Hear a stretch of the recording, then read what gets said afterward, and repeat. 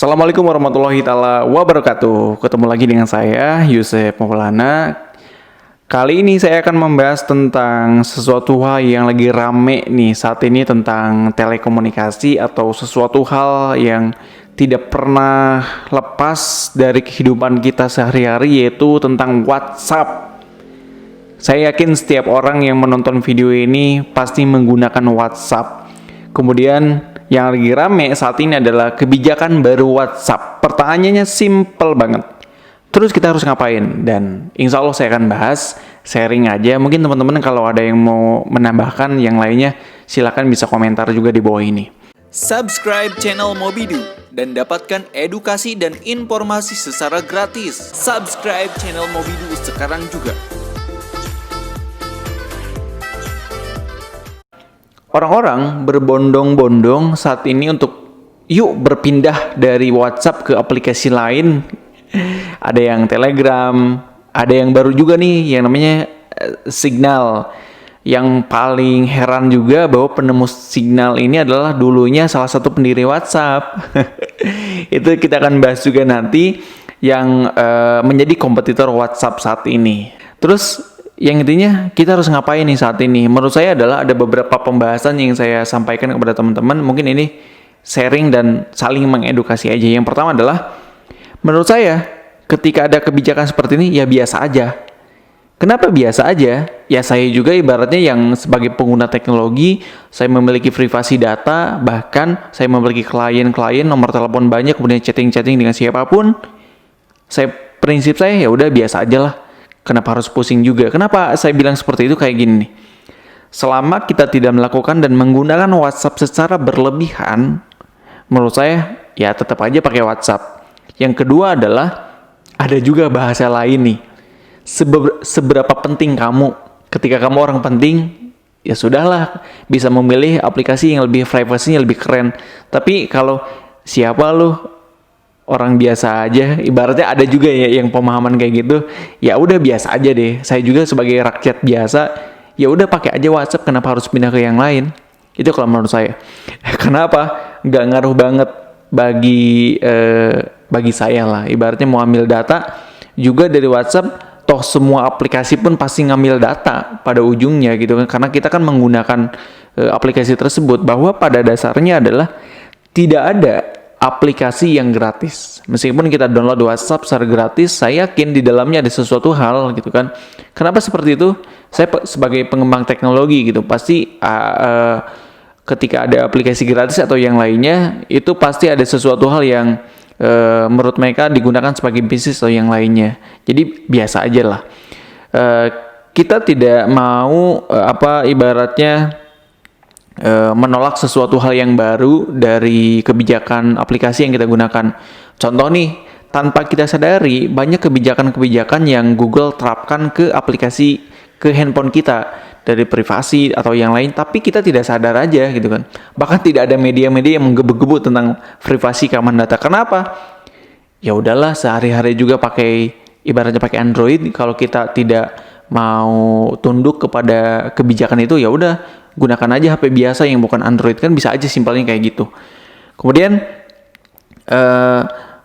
dari yang ramai saat ini, kemarin juga ada Menteri Komunikasi dan Informatika, dia mengungkapkan ya mungkin dari perwakilan pemerintah juga, dan ini himbauannya bagus banget untuk kita semua, yang pada intinya adalah Pak Menteri bilang masyarakat harus semakin berhati-hati menggunakan media sosial. Nah, dari campaign kemarin yang rame diperbincangan dan kebijakan baru kan jadi ngerti masyarakat apa itu keamanan data, apa itu tentang privasi data atau yang lainnya. Kemudian ada himbauan, berhati-hatilah. Dan itu betul banget ketika kita menggunakan aplikasi, entah itu aplikasi WhatsApp, entah itu aplikasi Telegram, entah itu aplikasi foto editing atau tag editor atau yang lainnya, itu harus berhati-hati juga. Intinya aplikasi yang dipasang di handphone kita harus berhati-hati juga. Jadi pada intinya lah, kita harus ngapain? Pertama, biasa aja. Yang kedua, ya berhati-hati dengan kebijakan tersebut. Bahwa yang kita rasakan saat ini, ketika ramai-ramai lah orang-orang, kalau orang Indonesia sih menurut saya, kalau ada yang satu A ramai, ya udah ikuti A, meskipun nggak tahu apa yang mereka ikuti, ngikuti tren, tapi nggak tahu saya harus ngapain? Dan menurut saya dengan perkembangan teknologi, kemudian pintu edukasi semakin terbuka, kita harus semakin terbuka pikirannya. Ya udahlah, kita bisa menentukan sendiri tentang kebijakan-kebijakan yang aplikasi terapkan, ya kita bisa saling menilai lah.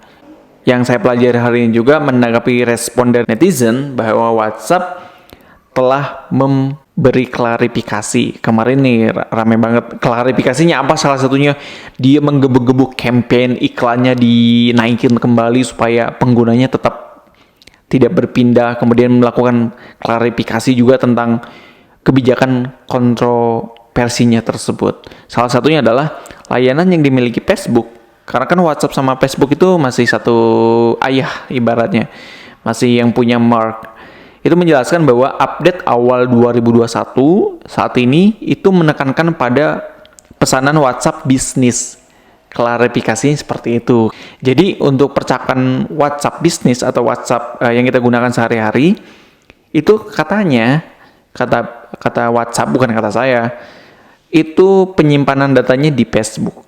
Ya saya nggak tahu kedepannya mungkin ada bisnis-bisnis baru, ada WhatsApp, apakah next ada iklan di WhatsApp seperti Facebook atau yang lainnya, karena kan satu data nih sama Facebook, kan bisa aja terjadi. Terus kita harus ngapain? Ya kita kalau tidak nyaman silakan pindah, tapi selama kita mindset kita, ya udahlah teknologi ada kemajuan baru, meskipun ada privasi atau term and condition baru, tapi setidaknya kalau kita berpikir positif pasti ada sesuatu hal yang bisa kita manfaatkan terkait dengan nantinya ada iklan. Ya udahlah kita juga bisa ngiklan di WhatsApp atau hal-hal yang lainnya lah. Oke lah, apakah dengan begitu WhatsApp dan Facebook bisa membaca pesanmu? Itu pertanyaan dari teman-teman yang dilampirkan ke saya di Instagram terkait dengan tema baru saya di video ini. Umumnya menurut saya adalah kekhawatiran di kalangan pengguna WhatsApp soal kebijakan baru ini adalah pertanyaan terkait apakah data pribadi dia dapat di-stalking oleh Facebook. Jadi pertanyaan itu, wah jangan-jangan Facebook nih mau pasang fitur lain supaya memang ada iklan kah, ada bisnis kah di sana yang bisa mempengaruhi dengan fitur baru yang ada di WhatsApp suatu saat nanti. Jawaban di pertanyaan tersebut, WhatsApp menjawab tidak katanya. Tidak. Ini sumber dari hampir beberapa sumber juga bahwa menyebutkan WhatsApp bilang tidak. Menurut situs LiveMind juga, percakapan WhatsApp masih mengusung sistem enkripsi end-to-end. Jadi maksudnya kalau enkripsi end-to-end itu meskipun dia memiliki WhatsApp, tapi WhatsApp tidak bisa membaca pesan-pesan kamu. Tapi kalau menurut saya sebagai pengembang aplikasi, wah emang kayak gitu ya. Apalagi servernya di mereka, ya bisa aja rumah mereka, pintu mereka, ada kuncinya mereka, ya bisa dibuka ya kapan aja kan bisa aja. Meskipun ada kebijakan privasi, ya datamu, bukan dataku katanya. Karena menggunakan enkripsi end-to-end. Simpelnya adalah, selama tetap seperti ini, perusahaan maupun induknya apapun itu, sekalipun tidak dapat membaca pesan, ya tidak dapat membaca pesan. Itu kayak ibaratnya Facebook berkata, ya udahlah Facebook punya tujuannya, WhatsApp punya tujuannya, tapi dalam satu rumah. Tapi kan banyak pertanyaan juga dari masyarakat, satu rumah nih kan bisa aja membuat sesuatu yang baru yang tanpa kita sadari suatu saat nanti mempengaruhi dari performa WhatsApp atau yang lainnya, ya seperti pengembangan bisnis dan hal-hal yang lainnya. Tetapi nih tidak mengubah fakta bahwa algoritma kedua aplikasi ini, WhatsApp sama Facebook, dapat mengukur struktur sosial pengguna yang merupakan inti dari model bisnis Facebook. Jadi yang saya dapat pelajari adalah algoritma yang diterapkan oleh Facebook sama WhatsApp itu tetap mengusung tentang keamanan data. Jadi infrastruktur dan yang lainnya pun merupakan sesuatu hal yang mereka jaga lah. Diketahui bahwa perusahaan Facebook, Google, dan yang lainnya pun mencoba melacak aktivitas pengguna. Ini mah bukan rahasia umum, memang seperti itu. Kadang kita pengguna Google juga dideteksi lokasi kita lagi di mana, kemudian kita hobinya apa, kesukaannya apa. Kadang kita lagi ngomong sukanya burger, ketika kita buka Facebook sama Instagram ada iklan burger. Dari voice pun bisa merekam dari sistem algoritma yang dibuat oleh Instagram atau media sosial yang lainnya. Karena itu tentang kecerdasan buatan. Jadi pada intinya adalah apa yang saya bahas hari ini adalah apapun aplikasinya, tetap aja kita akan tunduk dengan aplikasi tersebut. Beberapa banyak aplikasi yang kita gunakan, entah itu ada Telegram, WhatsApp, nanti ada fitur baru atau aplikasi baru yang bermunculan, konsepnya sama.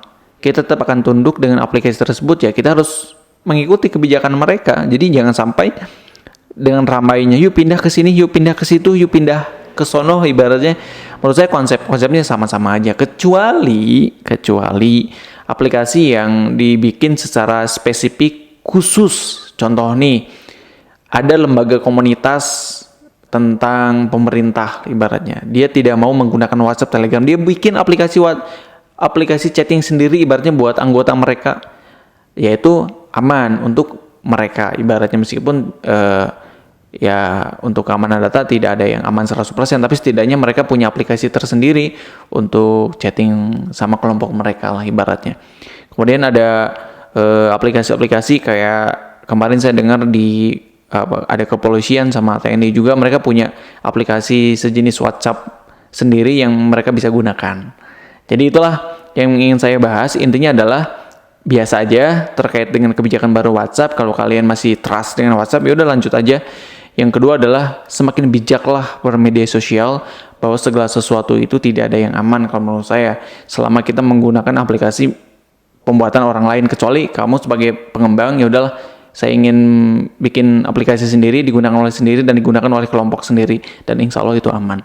Itu mungkin yang ingin saya bahas hari ini. Mohon maaf kalau ada kata-kata yang salah. Kalau teman-teman mau share atau mau kasih masukan, silakan di komen.